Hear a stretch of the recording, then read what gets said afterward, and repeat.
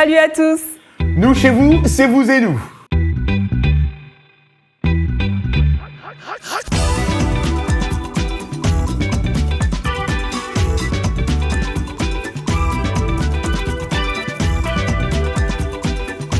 Joyeux Black History Month, le mois de février est le mois consacré à l'histoire des Noirs, qui est une célébration annuelle des réalisations de la diaspora africaine et un moment pour reconnaître leur rôle central dans l'histoire des États-Unis. D'où nos merveilleux t-shirts. Ils sont beaux, hein? J'adore, c'est trop ouais. Ça raconte l'histoire un peu de Black History. Exactement, les dates marquantes. Exactement.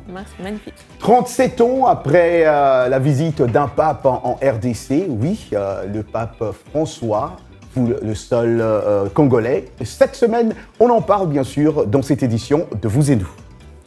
Nous savons à quel point vous aimez découvrir les nouveaux talents dans notre émission, mais aussi les vétérans. L'artiste Tony Sad nous rejoindra via Skype de Belgique pour partager son actualité.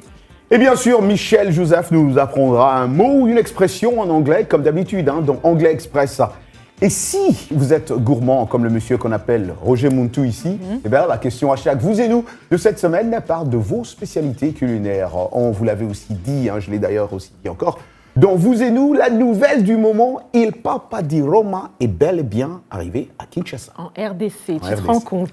Alors, le pape, effectivement, le pape François entame cette semaine un voyage très attendu dans la capitale Kinshasa. Rejoignons notre correspondante Anastasie Tudesh pour avoir une idée de l'ambiance qui règne sur place. C'est sous un soleil de plomb que le pape François a célébré sa toute première messe en RDC, devant un parterre de près de 2 millions de personnes absolument conquis, ici, à l'aéroport de Ndolo, situé à près de 5 km du centre-ville de Kinshasa, la capitale. Cette rencontre historique, première fois en 38 ans qu'un pape foule le sol du pays, s'est faite sous le sceau du métissage rituel.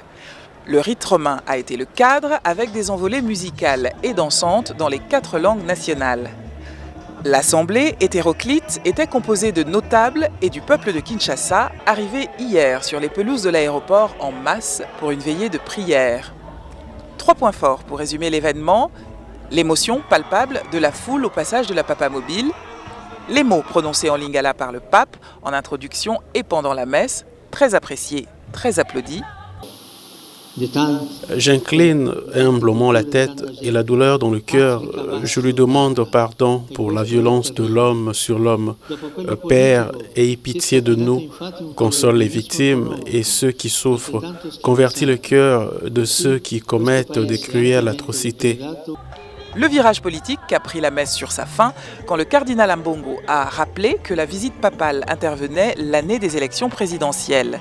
Nous espérons voir se tenir dans ce pays des élections libres, transparentes et inclusives, a-t-il dit, des propos ovationnés. Anastasie Tudièche pour VOA Afrique, Kinshasa.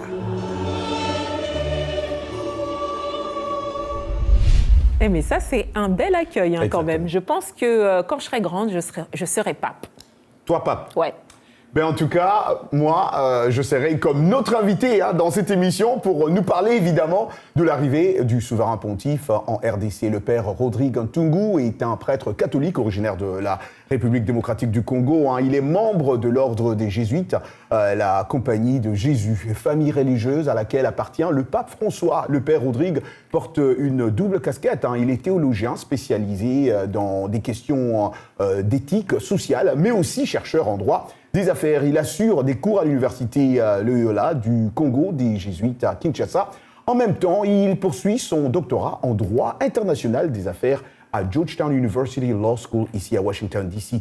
Quel plaisir, en tout cas, et un honneur de recevoir dans cette émission le père Rodrigue, qui est à la fois un homme d'église et chercheur. Il est là pour nous livrer son analyse sur le voyage du pape François en RDC. Bienvenue, père.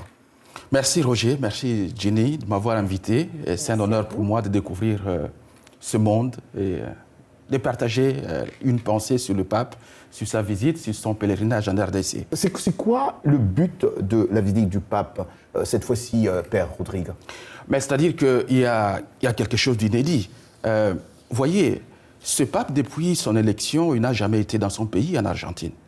Alors que Jean-Paul II, une année après son élection, il était déjà en Pologne. Benoît XVI a visité la Bavière 6 ans après son élection.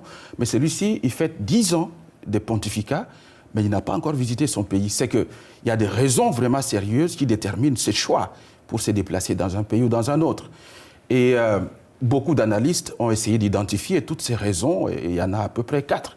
D'abord, le pape se rend dans des pays où il y a une sorte de pauvreté ambiante, une sorte d'instabilité, surtout en Afrique. On l'a vu se rendre en République centrafricaine, on l'a vu se rendre dans d'autres pays africains, le Madagascar. Donc là, ce sont des pays auxquels il espère donner un peu un espoir, livrer un message de réconfort. Alors, il se rend aussi dans des pays où il a initié une sorte de dialogue interreligieux, comme en Égypte, au Maroc, où il espère gagner une sorte d'engagement œcuménique de tous ces pays-là. Évidemment, il se rend aussi dans des pays qui sont en reconstruction, après un temps de turbulence, comme au Kenya, pour essayer de réconforter, encore d'appuyer les efforts de ces pays-là. Alors, il y a une 4e raison, une 4e préférence qui semble être un peu nouvelle pour ce voyage ici. C'est essentiellement un voyage qui est pèlerinage de paix.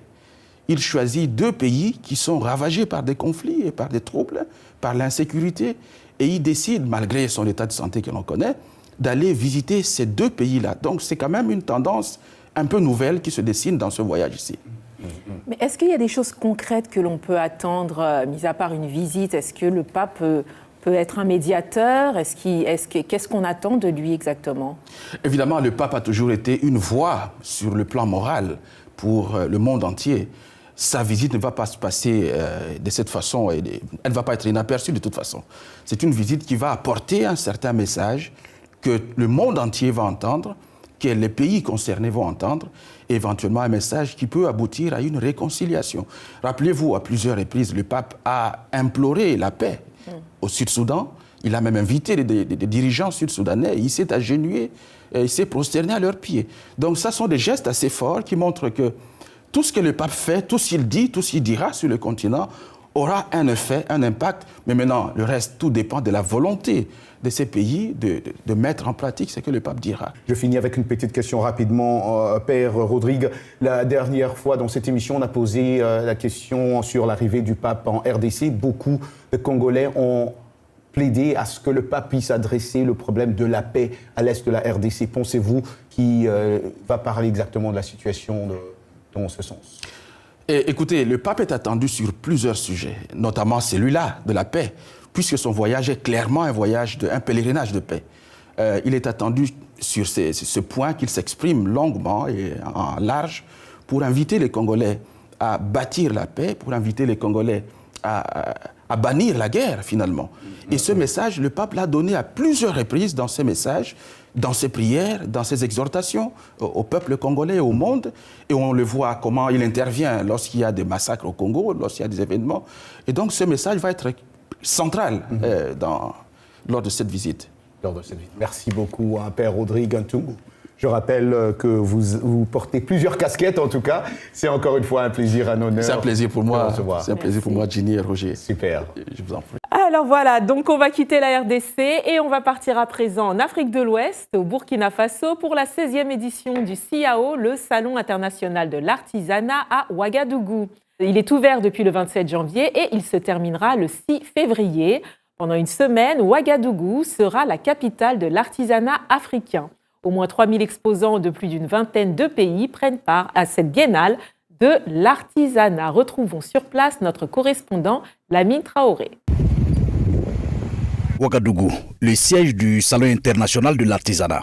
Dans quelques heures, va s'ouvrir ici la 16e édition. Ce sont les derniers réglages, derniers coups de marteau.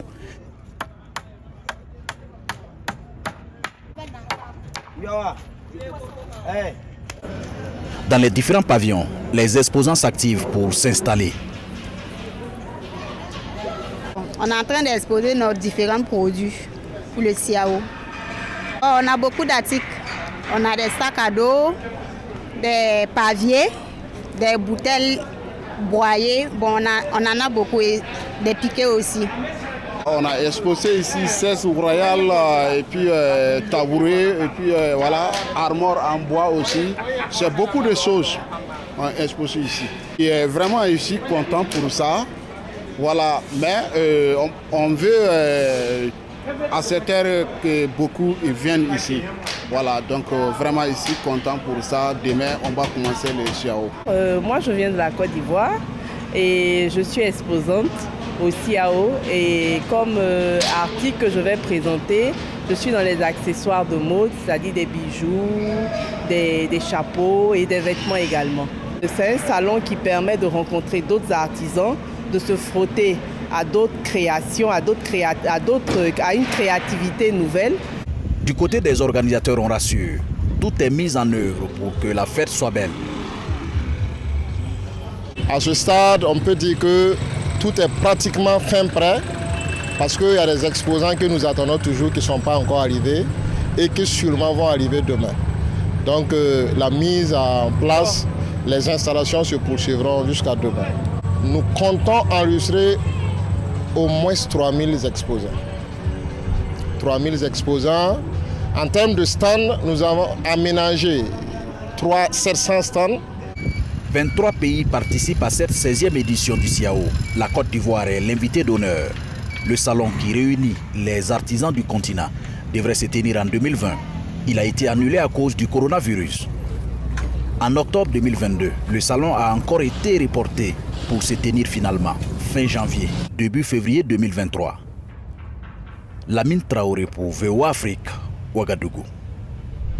3000 exposants, c'est énorme, hein, c'est un grand jour. Hein. Ah oui, c'est énorme. D'ailleurs, j'embrasse nos amis du Burkina. C'est un pays que j'adore parce qu'ils font beaucoup d'efforts pour garder tout ce qui est l'authenticité, tout ce qui est traditionnel. Ouais. Je ne sais pas si tu as fait le salon, mais en tout cas, je sais que c'est un pays que tu portes à cœur. Évidemment, hein, car j'ai de la famille là-bas, hein, messieurs et madame Compaoré, ça c'est ma famille, bien sûr, ouais. Oui. Et je ne pense pas avoir fait ce salon, hein, je dois te le dire, mais j'ai quand même visité d'autres marchés, hein, un autre marché artisanal à Ouaga, un talent inexplicable, hein, ouais. Ça je peux te le dire, hein, je t'ai dit, car tu sais ce qui est bien dans ce pays et que depuis l'indépendance, les autorités burkinabées ont reconnu le rôle fondamental, hein, de la culture dans les processus même de développement, dans des documents clés du pays.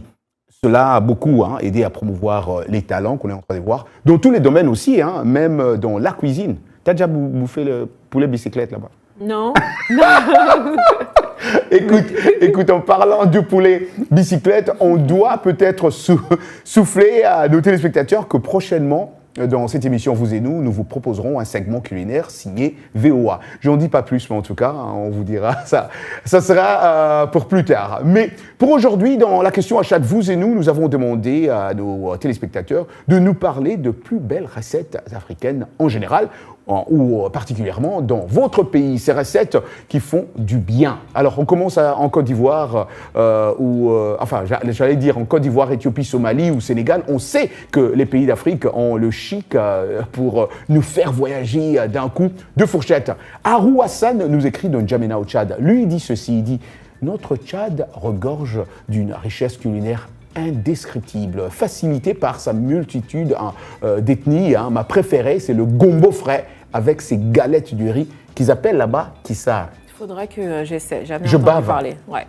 Nathalie Atama, Kinshasa, RDC, Mbisi Amai et Litouma. Donc, poisson frais, des eaux douces et bananes plantain pilées, facile à préparer. Facile à préparer d'après elle, en tout cas, pas de la façon dont elle a dit ça. Martin Moundoubi en Côte d'Ivoire. Chez nous, en Côte d'Ivoire, c'est trop même quoi. Nous avons le garba, le poisson sauce claire, le foutou, banane, la loco, la pessi d'igname, la tiéké, le kedjenou de poulet, le placali. Non, ça me donne, j'ai même faim quoi.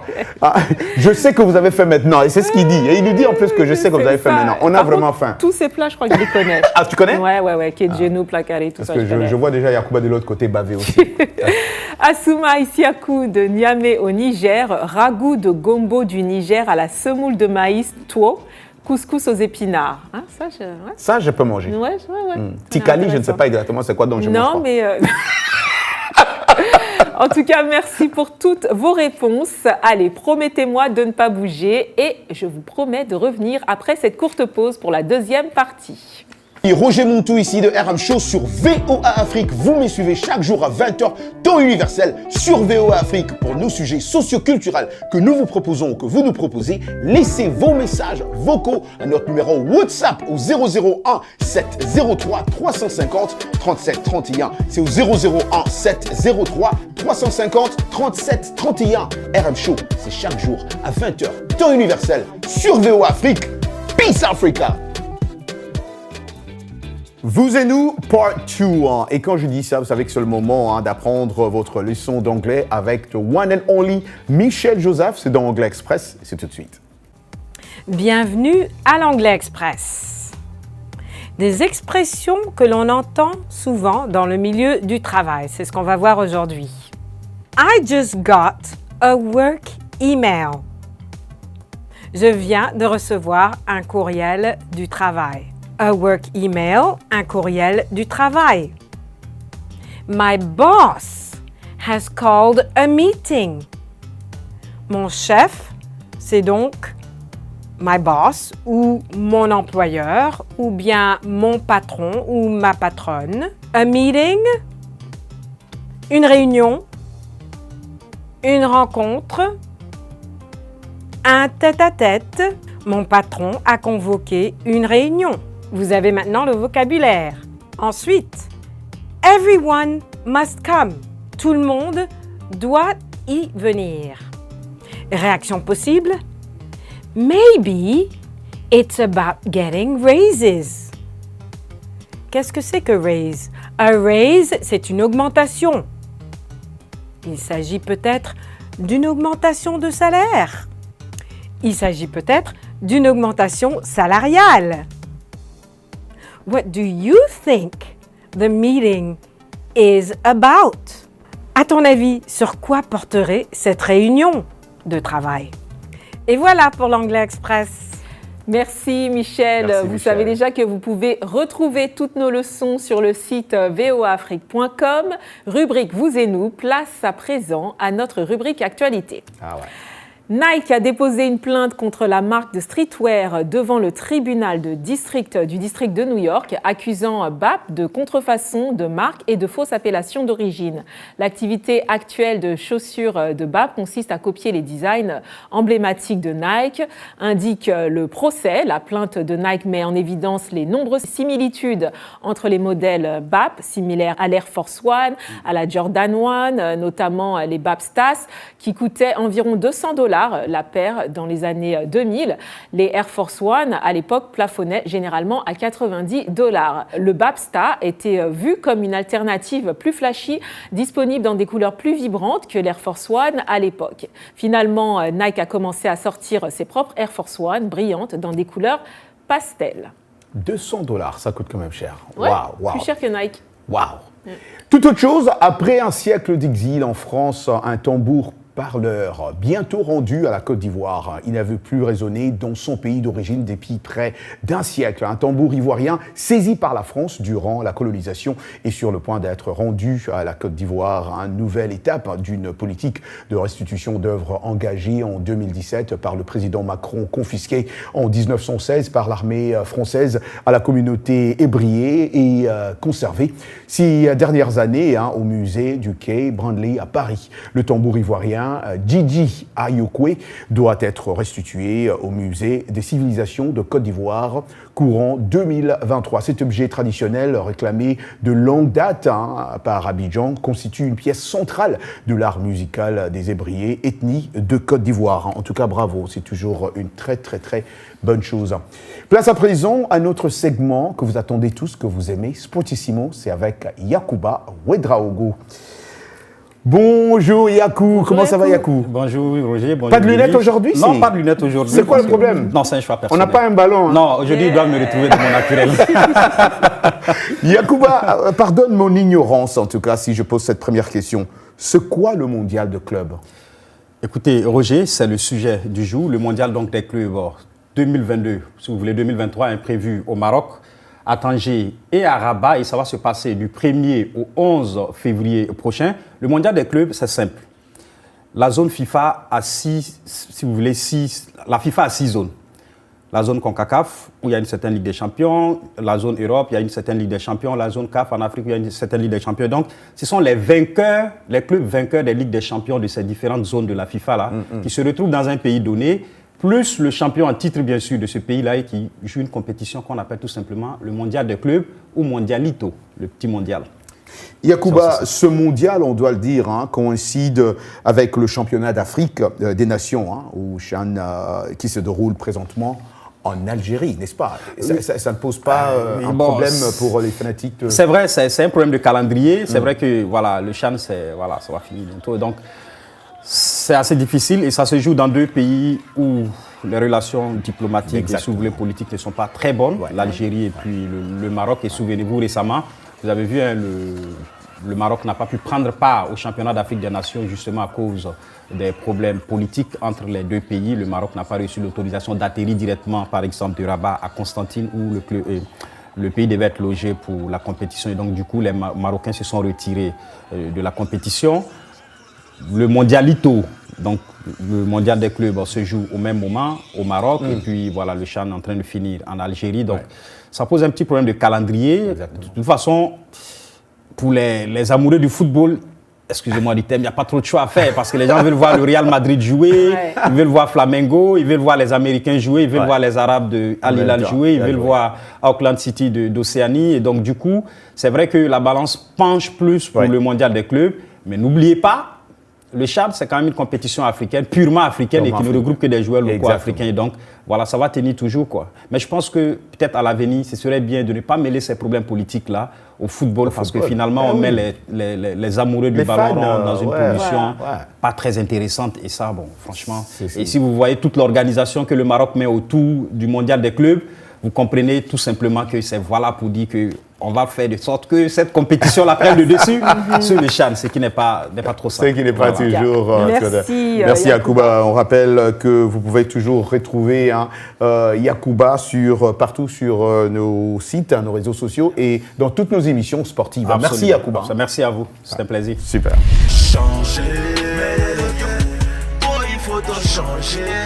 Lui, c'est l'artiste et producteur Tony Saad, qui est impliqué dans la musique depuis 1994 à Kinshasa. Au début de sa carrière, il a constitué un groupe appelé Yo Ultima, avec lequel il a remporté le prix Jeune Espoir africain en 1996. Son voyage musical a continué en Europe où il a rencontré Patrick Gonsens qui lui a enseigné la technique des battements. Des années plus tard, il a rencontré Feu Papa Wemba, star africaine, avec qui il a chanté Okoningana, une chanson qui a vendu à plus de 150 000 exemplaires, un morceau qui avait fait tabac à cette époque. Tony Saad a produit plusieurs chansons à succès, on en parlera d'ailleurs. Il nous revient aujourd'hui avec une nouvelle chanson que j'écoute en boucle, moi en tout cas ces derniers temps. Le titre, c'est Goût, produit par Lil Maro. Bonjour Tony, un grand plaisir en tout cas de vous avoir, de vous revoir, allais-je dire, après toutes ces années. Comment allez-vous Oui, bonjour Roger, bonjour à toute l'équipe de La Voix de l'Amérique. Je vais bien, je pète la forme en ce moment, donc tout va bien. On sait le voir d'ailleurs. Alors, ma première question Tony, c'est de savoir du rap à la rumba. J'étais un peu perdu là. Qu'est-ce qui se passe Tony? Non, pas vraiment. C'est tout simplement de la musique à la musique. De toute façon, vous qui vivez aux États-Unis, vous êtes très bien placé pour savoir que les artistes ne se cantonnent plus, ne se focalisent plus sur un style. Exemple simple, si je dois citer un exemple, je prendrais Drake par exemple, qui passe parfois du rap à de la soul, du R&B ou à de la dance. Donc aujourd'hui, je pense que c'est juste de la musique qu'on fait et c'est tout. Et ça dépend du feeling. Et de toute façon, on ne peut pas du tout me reprocher d'avoir fait un morceau rumba, qui n'est pas vraiment de la rumba comme celle que font mes confrères Fali, Kofi ou autres. C'est plutôt une rumba, j'ai envie de dire, transgressée, voire agressée, revisitée. Et on ne sait pas, peut-être que ce sera une sonorité du futur. J'en sais rien, mais bon, en tout cas, j'ai tenté un truc, tout simplement en tant artiste polyvalent, et voilà. Et je ne sais pas ce que le public en pensera. J'espère du bien. C'est tout ce qu'on espère, nous, les artistes. C'est de la rumba. Un morceau, voilà. La rumba de la sauce Tony Sad, on peut dire. Ouais. Tony, vous avez pris un petit moment. Oui, à la sauce Tony Sad et l'île Maro. Voilà. Vous avez pris un petit moment de silence et on ne vous voyait plus. Est-ce que c'était pour composer, enregistrer ou autre? J'étais pas tout à fait absent. Silencieux peut-être, mais absent non. Parce que bon, je suis déjà dans les 3 derniers albums de Keisha. Puis j'ai fait quelques autres collaborations avec des artistes. J'ai sorti moi-même des singles. Bon, je me suis offert ce luxe, j'ai envie de dire ça, parce que bon, moi je suis un artiste indépendant.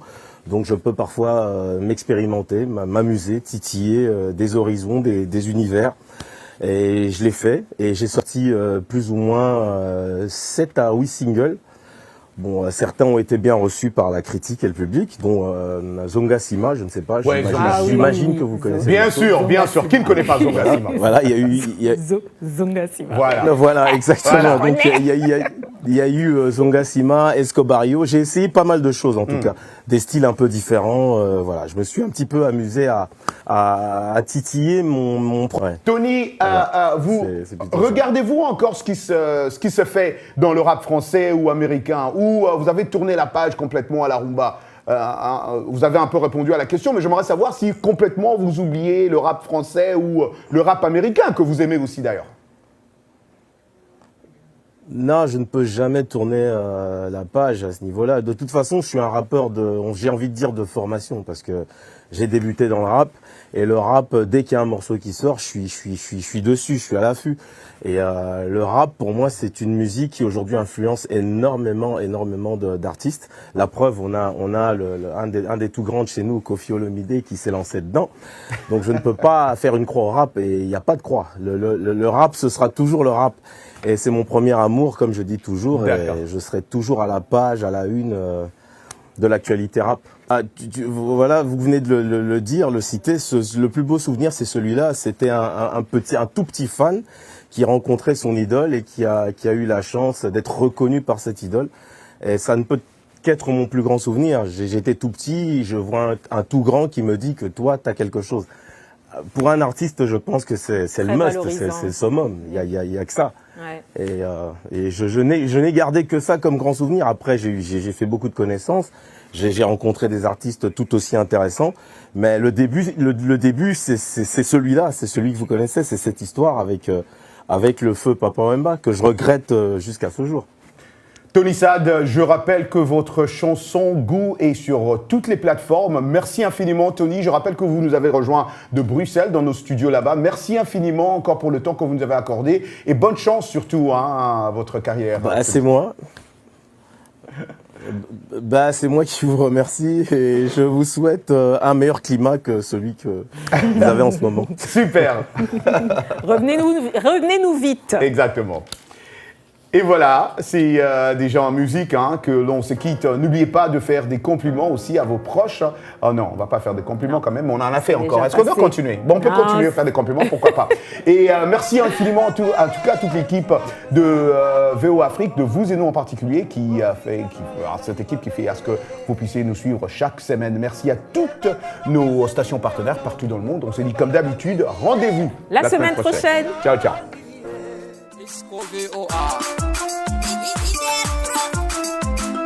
Écoutez la V1, V1 Africa. Suivez la V1, V1 Africa. Entendez le V1, V1 Africa. Israël c'est le V1, V1 Africa.